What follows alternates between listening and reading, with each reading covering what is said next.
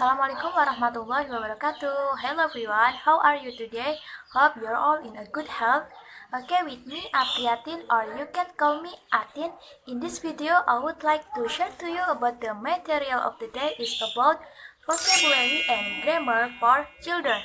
Okay, let's continue to the main video. Okay, the first time I will start about my presentation from vocabulary atau kosakata. Ya, yang pertama ada numbers atau angka-angka. Numbers adalah angka yang digunakan untuk menyatakan jumlah, urutan, atau kuantitas suatu nomina.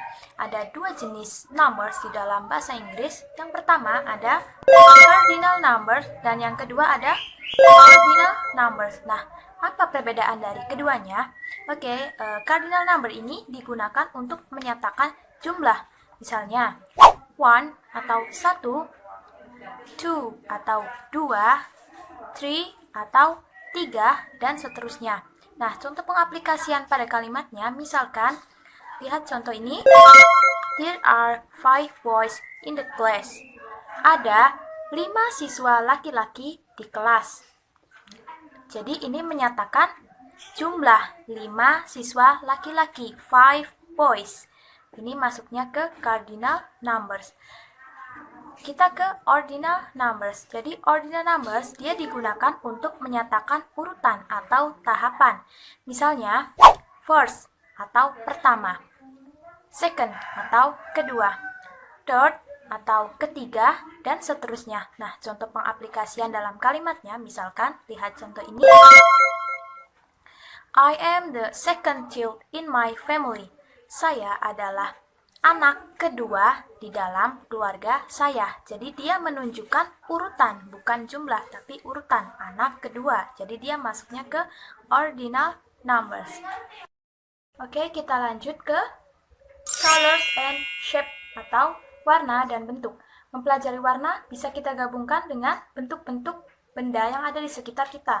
Nah, contoh pengaplikasian colors and shape ini misalkan pada kalimat the star is yellow, the heart is pink, the hexagon is blue, the diamond is white, and many more. Nah, selain gambar-gambar tadi, kita juga bisa membuat pertanyaan kepada siswa, misalkan, what are the colors of your eyes? Okay, they are black and white.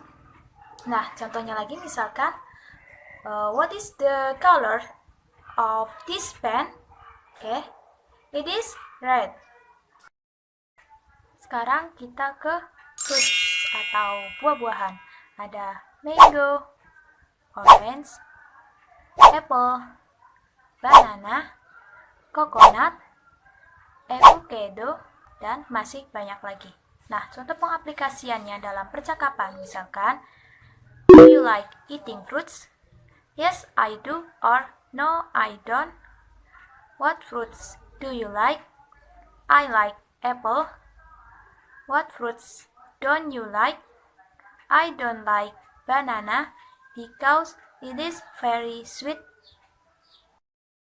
Selanjutnya, kita ke animals atau binatang. Yang pertama ada animals in the zoo atau binatang yang ada di kebun binatang.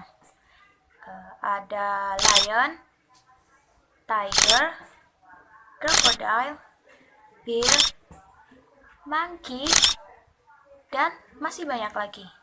Lalu yang kedua ada pets and cattle atau binatang peliharaan dan ternak.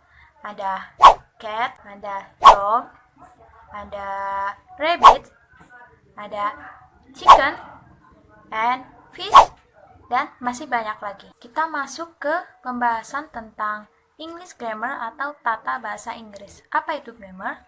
Grammar adalah istilah yang digunakan untuk kalimat yang terstruktur dengan baik dan lengkap.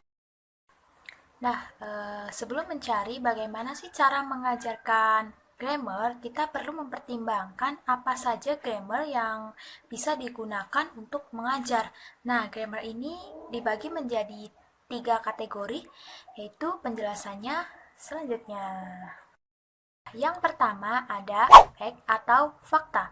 Fakta ini bersifat non-generatif dan tidak bisa diterapkan secara umum. Misalnya, bentuk jamak dari food adalah feed. Nah, yang kedua ada patterns atau pola. Kategori ini dapat dilakukan dengan cara mengarahkan anak untuk mencari pola bahasa yang baru sehingga tepat untuk digunakan. Nah, setelah pola dicatat, maka anak dapat menghasilkan bahasa baru. Misalnya, my favorite color is blue dan my favorite dessert is ice cream. Yang ketiga ada choices atau pilihan. Penggunaan struktur gramatikal tertentu sebenarnya adalah soal pilihan pribadi.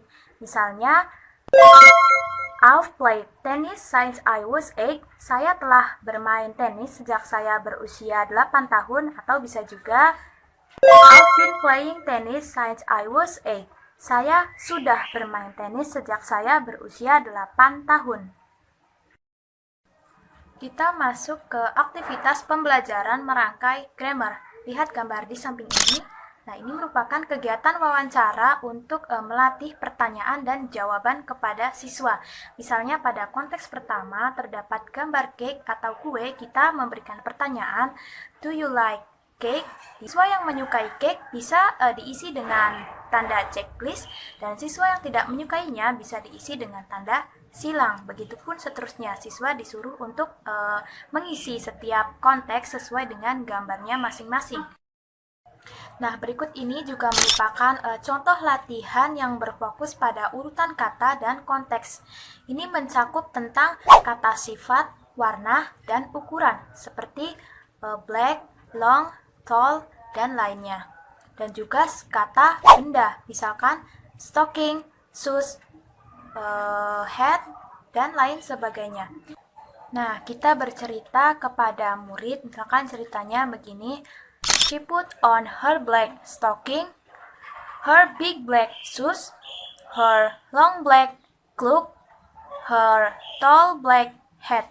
Nah, kemudian setelah siswa mendengarkan, siswa diminta untuk mengurutkan teks tadi kepada konteks yang sesuai. Ya, mengembangkan strategi untuk belajar tata bahasa bisa dilakukan dengan cara yang pertama, About Me Book atau Language File. Siswa mencatat item unit bahasa yang telah mereka pelajari. Yang kedua, ada self atau peer testing, pembelajaran individu atau berpasangan. Di sini siswa diminta untuk mengetes diri mereka sendiri dengan bentuk kata yang tidak teratur seperti irregular form, seperti plural, past tense, dan lain-lain. Yang ketiga, siswa dapat menandai perubahan bentuk kata dengan menggunakan pena warna. Misalnya, orang ketiga S ditandai dengan warna merah. Yang keempat, siswa mencari pola dan membuat sendiri My Pattern Book of English Grammar. Yang kelima, siswa membandingkan struktur tata bahasa Inggris dengan struktur tata bahasa mereka sendiri.